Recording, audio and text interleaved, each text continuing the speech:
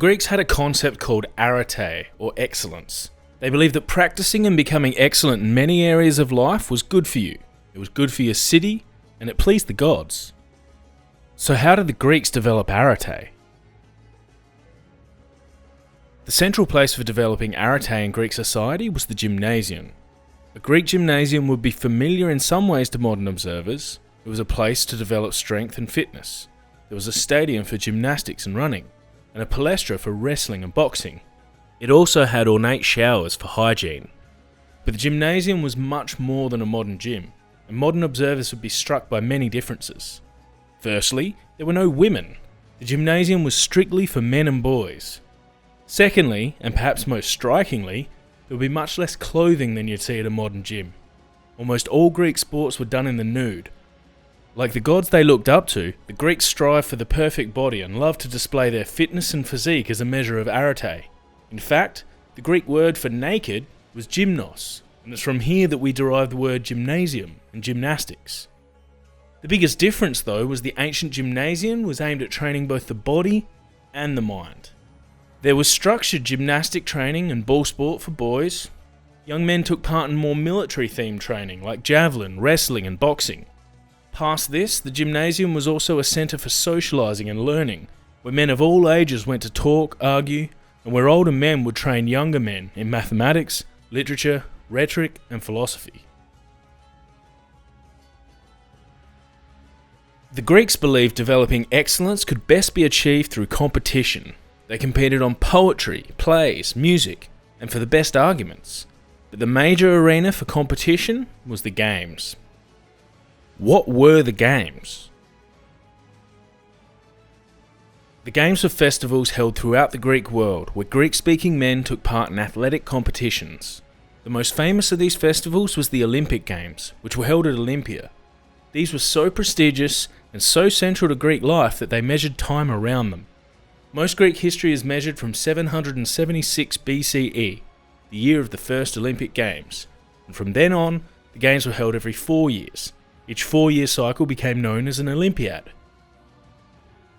The Olympics weren't the only games. As well as many smaller competitions held within city-states or regions, there were a number of important pan-Hellenic games held throughout the Olympiad. The Pythian Games were held at Delphi on the second year of every Olympiad. The Isthmian Games were held every 2 years near Corinth. The Nemean Games were held every 2 years at Nemea. The games didn't have gold, silver or bronze medals like the modern Olympics. Instead, only the winner was awarded, and they received ribbons and a wreath as a symbol of their arete. At the Olympic Games, it was an olive wreath. Pythian Games, laurel. Isthmian Games, pine. And Nemean Games, wild celery. The Greeks were almost constantly in a state of war with each other, but the games were so important that in the months leading up to them they held a truce. This allowed athletes to prepare and to travel to the games safely. A violation of this truce could get your athletes barred from competition. Having an athlete from your city win an event was a big deal. Individual athletes won honours and wreaths, and the polis shared in that glory so much that they would show their appreciation by giving winning athletes preferential treatment, valuable goods like olive oil, and free meals for life. So when Apollos had its athletes banned for breaking the truce, as Sparta did in 420 BCE, this was a serious blow to its prestige and morale. So what sports were included in the games? The first ever Olympic Games was held with only a single competition, a running race over 185 metres. This distance was known to the Greeks as a stad, which is where we get the word stadium, and the event gets its name from too. False starts in the stadium didn't get you disqualified, they got you publicly beaten and shamed in front of the crowd. Coroebus of Elis, the first winner of the sprint in 776 BCE, was a household name, even hundreds of years after his death. Over the years, more sports were added to the games. A 2-stade race, a 20-stade race, and many others, some similar to modern sports and others very different. Like the hoplite race, in which competitors would run 1.6 kilometres or a mile in full armour and with a shield, often being forced to leap over fallen competitors. There was wrestling, in which the contestants would cover themselves in olive oil, and the aim was to pin your opponent to the ground. Milo of Croton in southern Italy was famous for his skill in wrestling and dominated the competition for nearly 25 years. His strength and size made him a celebrity. He was said to have built his strength from childhood by carrying a calf. By the time he was fully grown, he could apparently lift a fully grown ox. Another story says that he could hold fruit in his hand without damaging it, while challengers tried to prise open his grip, unsuccessfully. His appetite was huge, and he commanded so much respect that wrestling competitors even surrendered before starting. He's also said to have died trying to test his strength. He attempted to split a tree trunk with his bare hands. The trunk sprang back unexpectedly, trapping his hands. As night fell, the defenseless Milo was set upon by a pack of wolves, a horrific, undeniably memorable way to die. Another Olympic event was the pentathlon, which was itself made up of the sprint, wrestling, and 3 other sports. The discus throw, which inspired one of the most famous Greek statues, the Discobolus. The javelin throw, which imitated a typical military skill, although with a lighter javelin. And the long jump, which unlike modern long jump, probably consisted of 5 successive jumps, with weights to help balance the jumper.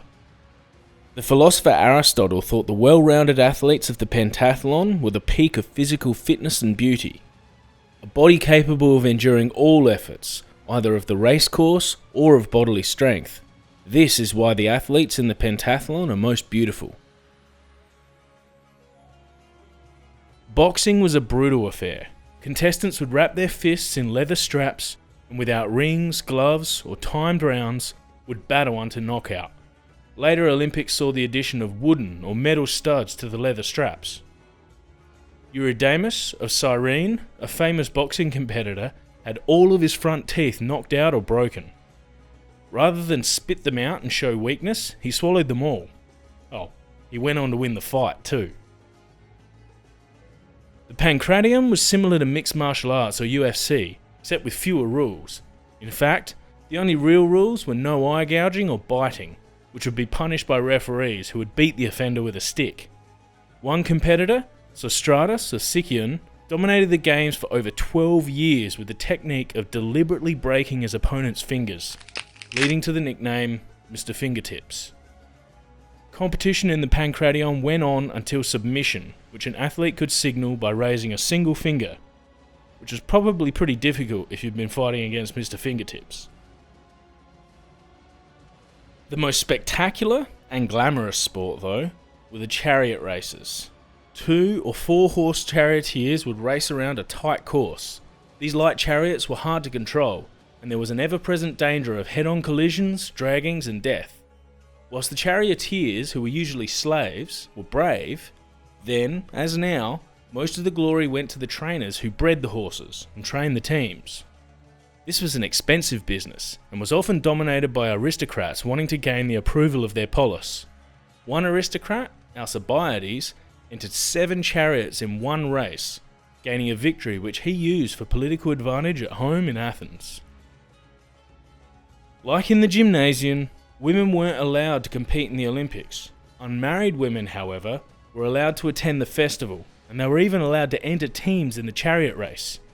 Sparta, where women were treated much more equally than elsewhere in Greece, produced a famous princess, Caniska. Raised on sports, hunting, and horse breeding, Caniska trained and entered a chariot team in the Olympics, where she won twice.